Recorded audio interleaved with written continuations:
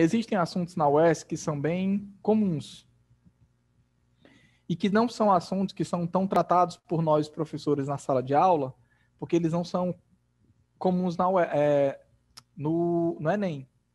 Então, eu vou lhe dar exemplos, tá? Ó, isso é importante porque eles não são assuntos da minha matéria especificamente. Mas assim, ó, capacitor é um exemplo disso.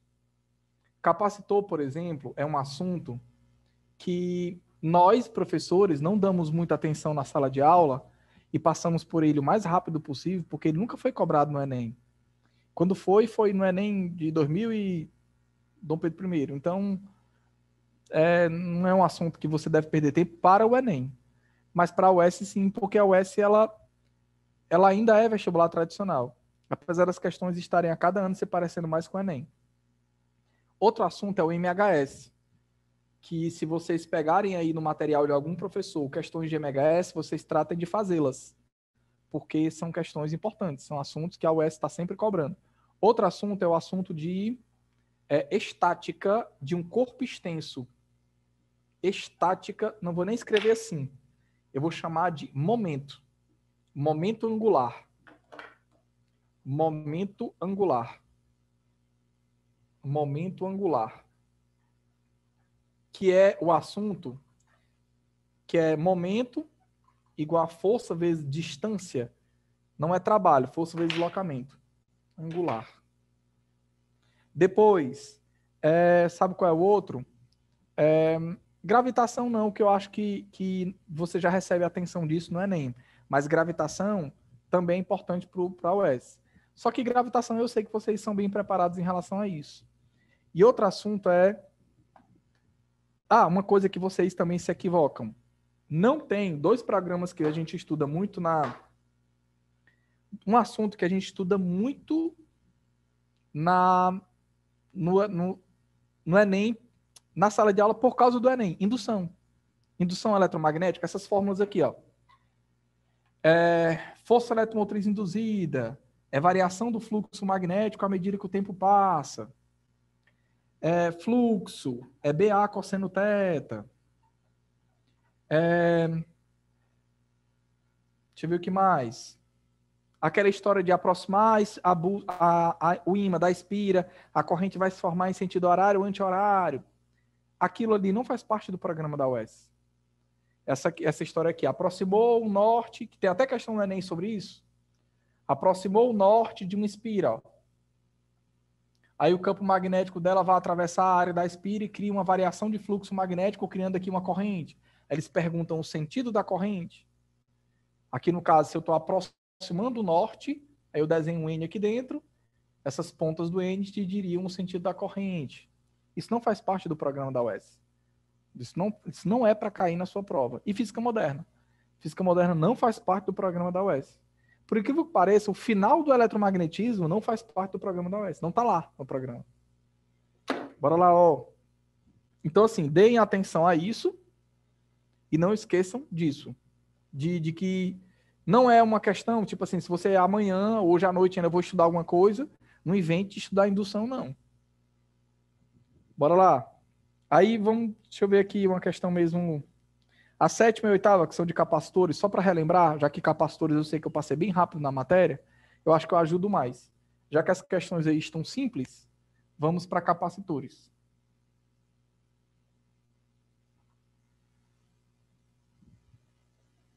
Outra coisa que eu percebo que atrapalha os alunos na UES, ele subestima, não é subestimar o vestibular, ele supervaloriza. As questões da UES são questões muito simples, principalmente na primeira fase. Então, às vezes acontece assim, do aluno ler a questão, aí ele olha para o item e diz assim, não pode. Não pode ser um negócio desse, não. Isso é óbvio. É claro que o cara não vai preparar uma questão com um item besta desse. Rapaz, é isso aí mesmo. Faça logo, marque logo esse item e vai fazer outra. Deixe de enrolar, deixe de querer complicar. A UES, ela é básica. Então, o raciocínio mais imediatista que você tiver lá na hora é o raciocínio da questão. Vá fazendo e marcando os itens bem rápido.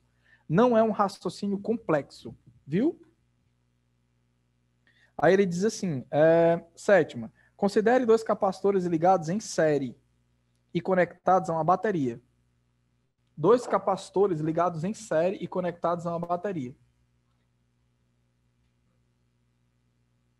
Dois capacitores ligados em série e conectados a uma bateria. O tipo de eletrização aqui é eletrização por indução.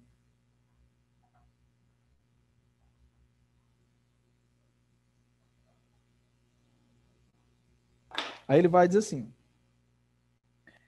um dos capacitores tem capacitância maior do que o do outro. Opa! Então, um capacitor aqui é C1 e C2. Capacitor 1 é maior, tem uma capacitância maior do que o 2. Aí ele vai dizer assim, é correto afirmar que a capacitância equivalente é menor do que qualquer uma das capacitâncias individuais. É maior do que qualquer uma das capacitâncias individuais. Tem valor entre duas capacitâncias da associação. É maior. Desculpa, me perdoe. É menor. Isso é uma habilidade que você adquire, sabe aonde? Em associação de resistores. Olhe para cá, por favor. Eu tenho duas coisas a falar sobre esse tipo de questão aí. Olhe para cá. Vocês estão aí, então, por favor, eu preciso saber. Gabriel, Ingrid, Alessa, João. Estamos aqui. Tamara, eu só estou vendo vocês. Tem mais alguém na sala? Só temos 1, 2, 3, 4, 5, 6, 7, 8, 9. João Henrique. Altina. Oba. Altina, tá aí? Tô, prof. Olha a timidez. Então, professor. Ó, 2 resistores em série. Eu vivo falando isso em sala de aula. Paralelo, aliás, me perdoe. Um resistor de valor 6 ohms. Outro resistor de valor 4 ohms. Quanto é que dá esse paralelo? A resistência equivalente aqui, quanto é? 4 vezes 6 dividido por 4 mais 6. Isso equivale a 2,4. O que é que você consegue perceber aí? Que esse valor 2,4, ó, ele é menor do que o menor deles. Ó. Esse valor da resistência equivalente é menor do que o menor deles. Isso que a KUS perguntou sobre capacitores é muito mais perguntado sobre resistores, que é o que eu estou falando agora. Toda associação de resistores em paralelo, ela sempre gera como resultado uma resistência equivalente que é menor do que a menor delas. Então, você olha para o valor menor e verifica se ele é maior do que tua resistência equivalente. Se a tua resistência equivalente não for menor do que isso, você fez alguma coisa errada. Então, saiba logo disso. Outra coisa que você tem que saber, toda vida que você liga resistores em paralelo, o que é que você quer? Você quer diminuir a resistência equivalente. Então, ligar coisas em paralelo é ter uma resistência equivalente que é menor do que todas as outras juntas. Aí, capacitores, ele fez a mesma pergunta, pessoal, só que ele botou os capacitores em série. Como é que a gente resolve a capacitância equivalente para capacitores em série? É a mesma coisa que resistores em paralelo. Então, é como se eu pegasse agora um resistor de capacitância 2 microfarad e um capacitor de capacitância 2 microfarad e outro de 10 microfarad. 10 não, bota um valor aqui, fácil. 9,3, pronto. Não, 6,3. 6 microfarad e 3 microfarad. Quanto é que é a capacitância equivalente? 3 microfarad. A essa capacitância equivalente, 3 vezes 6 dividido por 3 mais 6. A capacitância equivalente é igual a 18 por 9, resposta 2 microfarad. Aí você percebe que o resultado é menor do que o menor deles. Mas, sinceramente, não precisava nem perder esse tempo de pensar nisso. O que você tinha é que lembrar de duas coisas. Uma, que capacitores em série, a resolução de um problema desse é a mesma coisa que resistores em paralelo. E lembrar que o professor vive falando que a resistência equivalente de resistores em paralelo sempre tem um resultado menor do que o menor deles. Então, quando ele botou capacitores em série, na prática ele está lhe perguntando isso. Então, gabarito. É correto afirmar que a capacitância equivalente ela é menor do que qualquer uma das capacitâncias individuais. O resultado ele é menor do que qualquer uma das capacitâncias individuais. Morreu. Qual é o gabarito? A de amor. Oitava. Posso apagar a lousa, sim ou não? Bora rápido. Pode. Pronto. Isso aí já foi. Droga, eu queria aproveitar aquela figura, ó, para falar um negócio aqui. Não, deixa eu ver se nessa oitava dá para falar. Sobre capacitores, que eu sei também que é uma pegadinha para o aluno. O aluno olha assim, ele tem tanta habilidade com resistores que ele quer fazer a mesma coisa. Aí ele erra. Ó, oitava, tá? Considere dois capacitores de 2 e de 3 microfarad ligados em série de novo. E inicialmente descarregados. Supondo que os terminais livres da associação foram conectados aos polos de uma bateria. É correto afirmar que, após cessar a corrente elétrica, a carga nos dois capacitores são iguais e a tensão elétrica é maior. Pronto, perfeito. Essa questão era justamente o que eu queria. Ó, olha para cá, por favor. Professor, o que é capacitância? Capacitância é capacidade de adquirir carga. Então é normal que uma pessoa inteligente pense assim, pô, se o negócio tem capacitância maior, né? Então é claro que ele acumula mais carga. Se a capacitância é a capacidade de acumular carga, pô, eu tô usando o raciocínio certo, professor. Não, infelizmente não. Por quê, Eduardo? Porque você tem que saber como os capacitores se carregam, para nunca mais ter que errar, nunca mais você vai errar isso e ter que parar de decorar. Ó, tá aqui uma bateria qualquer de eu vou pegar valores que me ajudem aqui, tá, pessoal? Por favor. 12 volts. Aí eu pego essa bateria de 12 volts. Estou usando aqui um exemplo, viu? Um exemplo, ó. Aí eu vou pegar aqueles valores que estavam na lousa, porque eu sei que são valores fáceis de trabalhar aqui sem a gente perder tempo. Aí eu tenho aqui, por exemplo, um capacitor de 2 microfarad. 2 não, perdoe. Um de 3 microfarad e outro de 6 microfarad. Como ele botou aí na questão? Ele botou capacitores de capacitâncias diferentes. Mas quais são os valores que ele usou? Ele usou 2 e 3. Aí não ajuda 2 e 3. 6 e 3 é melhor. Aí, ó. Do jeito que está aqui, o que o aluno faz? Esse capacitor tem mais capacidade. Então ele acumula mais carga quando eles se carregarem. Não. Porque quando os capacitores estão em série, eles se eletrizam por indução. Funciona assim, ó. Olha para cá. Essa bateria ela está eletrizada positivamente. Ó. Essa placa da bateria. Essa aqui, ó. O positivo, né? Como essa placa ela está eletrizada positivamente, então ela eletriza essa aqui positiva. Ela arranca elétrons daqui para cá. Aí essa placa aqui começa a perder elétrons, ó. Para cá. Com esse trânsito de elétrons, isso aqui se eletriza também positivamente. Aí isso aqui adquire, por exemplo, mais 2 microcoulomb. Não posso botar mais 2 não, porque o resultado dá para calcular e não vai ser 2. Vai ser uma carga mais quezinho qualquer. Você tem que perceber que a quantidade de elétrons que saíram daqui para cá, a reação química aqui dentro da bateria, ela controla. Não tem condição dessa bateria receber elétrons sem fornecer para o outro lado. Ó. Então, os elétrons eles são fornecidos para cá. Ó. Quando esses elétrons são fornecidos, olha para cá. Essa placa aqui, ela se eletriza o quê? Ó? Negativamente, com a carga menos Qzinho. Opa! Então, como a bateria controla, todo elétron que ela retira daqui, ela deposita aqui, ó. Mesmo que eles sejam de valores diferentes. Então, professor, essas cargas nas extremidades são iguais, são? São.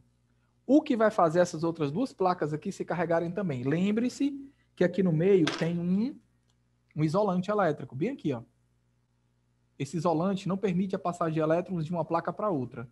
Bem aqui no meio tem um isolante, ó. Isso não permite a passagem de elétrons de uma placa para outra, mas permite a passagem de elétrons daqui para cá, ó. O trânsito de elétrons vai acontecer daqui para cá, nesse sentido. Com esse trânsito de elétrons, essa placa recebe elétrons e se carrega com a mesma quantidade que saiu daqui. E essa quantidade ela tem que ser igual a essa. E essa quantidade tem que ser igual a essa. Então, todas as placas se carregam obrigatoriamente com a mesma quantidade, mesmo que as capacitâncias sejam diferentes. Isso se chama indução, que é um capacitor ele se carregando com a carga do outro, ó, do lado. Um induz o outro a carregar-se. Ficou claro isso, sim ou não? Alguém falou comigo aí agora para dar um sim? Tamara? De boa, sim. É chato, né? Ter que ficar ligando e desligando o microfone, mas é o jeito, pessoal. Desculpa. Não, Bora, é fácil, rápido. professor. Só apertar a barra de espaço, fica de boa. Aí eu falei, ai. Bora lá, ó. Alessa, tá aí, Alessa? Eu Alessa, tô, professor. me abandonou, né? Caiu a energia, a culpa não foi minha. mulher, viu? Ele me falou. Mas eu terminei de assistir a aula. Tá bom, show. Você viu lá que eu falei, eu gravei pra você, né? Sim, eu anotei já. Bora lá, ó. Aí o que que ele diz aqui? Que esses elétrons passam, aí as cargas são iguais. Então, a quantidade de carga que esse capacitor vai adquirir, ó, é a mesma quantidade de carga do outro, entendeu? Aí entra isso aqui, ó. Capacitância. Ingrid, tu tá aí, tá, Ingrid? Tô aqui. Pronto, aí, Ingrid, ó. Como capacitância é carga sobre DDP, essa carga, ela é a mesma para um ou para o outro. Esse Qzinho aqui é esse mesmo Qzão, tá? Como essa carga ela é matematicamente um fator constante, o capacitor de maior capacitância, eu vou pegar esse, por exemplo, ó, ele fica submetido a menor tensão. E é inversamente proporcional. Tipo, ó, o que, é que eu estou fazendo aqui de propósito? Eu não peguei uma bateria de 12 volts? Então, se esse capacitor ele vale 6 e esse 3, essa capacitância é o dobro dessa. Mas na hora de dividir a DDP, elas vão dividir essas tensões de maneira desigual. Aquele capacitor que tiver maior capacitância, ele fica submetido a uma menor tensão. Então, olha para cá. Essa capacitância fica com metade da tensão, com uma parte da tensão e essa com outra. Só que essa tensão aqui é metade dessa. Divida 12 em 3 partes, de maneira que uma seja metade da outra. Ou seja, 4, né? 4 volts e aqui 8 volts. Ficou claro isso, sim ou não? Ficou, Ingrid, isso aqui? Perfeito. Pronto. Aí por que eu estou falando sobre isso? Porque eu sei que vocês sabem isso. Falando sério, viu, Ingrid? Eu não estou falando aqui para bajular vocês, não. Eu acho realmente que o aluno sabe disso. Ó. 2 resistores, um de 2 ohms e outro de... Não, um de 3 ohms. Pegar aqueles mesmos valores, só que agora são resistências. Um de 3 ohms, outro de 6 ohms. É porque eu comecei, infelizmente, do que eu acho que vocês talvez errassem. Mas eu acho que vocês acertariam isso aqui. Era para eu ter feito primeiro isso, depois ido para aquilo. Aí a bateria de 12 volts. O que é que o aluno está acostumado? Ele faz meio que no instinto. Ele não sabe mais nem por que ele faz. Ele pega as resistências em série, ele já sabe que passa a mesma corrente. Tá aqui, a mesma corrente. Aí você faz o quê? Divide essa resistência proporcional à tensão. A resistência, que é o dobro da outra, ela fica com o dobro da tensão. Então, essa tensão ela vale 8 volts e essa tensão ela vale 4 volts. Mas por que você faz assim, Eduardo? É por causa do U igual a R vezes I. A corrente elétrica ela é um fator o quê? Constante, matematicamente. É a mesma corrente para um ou para o outro resistor. Aí aquele resistor que for de maior resistência, ele fica com maior tensão. Esse é o dobro desse, essa tensão é o dobro dessa. Tá certo. Aqui em capacitores é o contrário. O maior capacitor fica com menor tensão, justamente porque eles se carregam com cargas iguais. É como se a carga aqui fizesse o papel da corrente. Só que capacitores é o contrário de resistores. Quase que em tudo, não é só na associação. Bora lá, ó. Então, eu vou botar só a figura correta e fazer a pergunta. Figura correta. Não, vou deixar isso aí que pode ser que alguém queira printar. Figura correta. 2 capacitores. Um que ele chamou de C1. C1 vale 2 microfarad. C2. C2 vale 3 microfarad. Esses 2 capacitores foram ligados a uma fonte de tensão que ele não quis dizer aí quanto ela vale, mas realmente também não interessa. O que você tem que perceber é que tensão, ela é diferente dessa. Por quê? Porque as capacitâncias são diferentes. Mas se você, ao olhar para a figura, percebe que o C2 ele é maior do que o C1, se C2 é maior do que C1, essa capacitância, por ser maior, essa tensão ela vai ser menor. Então, essa tensão 2, comparada à tensão 2, ela é menor do que a tensão 1. O motivo é porque eu já expliquei aqui agora, é isso aqui. O motivo é esse, ó. O motivo é porque você pode afirmar que capacitância e tensão são inversamente proporcionais. Inversamente proporcionais. Mas você só pode dizer isso porque as cargas são iguais. E as cargas só são iguais porque eles se eletrizam por indução. Tudo que um perde, o outro ganha. Morreu. Gabarito. E tem as cargas nos dois capacitores são iguais. Não, porque aí eles precisariam ter valores iguais. Aí sim. Resistores iguais, 6 ohms e 6 ohms. Aí isso aqui ficariam tensões iguais. Capacitores iguais, 6 microfarad, 6 microfarad. Aí as tensões ficariam iguais. Mas como os capacitores são diferentes, a tensão não é dividida igualmente. Item B, a carga é maior em 2. Não, eles estão em série. Então eles se eletrizam com a mesma carga obrigatoriamente. Isso é uma propriedade. Como um se carrega com a carga do outro, um nunca vai receber mais do que o outro perde. Então isso é impossível. Item C, as cargas nos dois capacitores são iguais, tudo bem. E a tensão elétrica é maior em um. Tá aqui. E a tensão é maior no 1 do que no 2. Gabarito C de coração. Ficou claro, né, pessoal? Falando sério. Assim, Pessoal, fala comigo. A nona é sobre capacitores. É tudo de 2017. A nona é sobre capacitores de novo. Só que agora é em paralelo, ó. Bora fazer? Pode apagar aqui? É porque deve ser em vestibulares diferentes, entendeu? E como tem primeira e segunda fase, são 8 na primeira fase, né? E depois 20. Então é muita questão de física. Fora que tem 2 aplicações por ano, né, Eduardo? Pois é. Aí deve ser vestibulares diferentes. É justamente isso. Deve ser o do meio do ano e o do começo. Ou do final, aliás. Eu quero saber como é que a UES vai se virar. Vamos ver se vocês me dizem isso. Para preencher essas vagas, porque vai ficar apertado o programa, né? Porque o vestibular que vocês estão fazendo, de qualquer maneira, vocês não fizeram essa inscrição faz tempo, né? Não é a inscrição... Esse vestibular não é o que não era da turma que ia entrar agora em agosto? É da turma que vai entrar em agosto. E eu queria saber como é que vai ficar o vestibular do final desse ano. Porque o vestibular que você está fazendo não é o do final desse ano, é o do meio do ano.